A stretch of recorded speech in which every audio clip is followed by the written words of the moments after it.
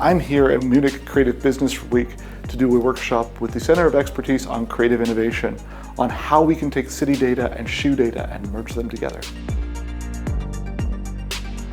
The Dutch really have a beautiful way of combining skill sets from the design industry, but also with sustainability and with science as well. So it's really beautiful to work with Troy and with his team and to really join forces and try to experiment the future of mobility from the perspective of the shoes.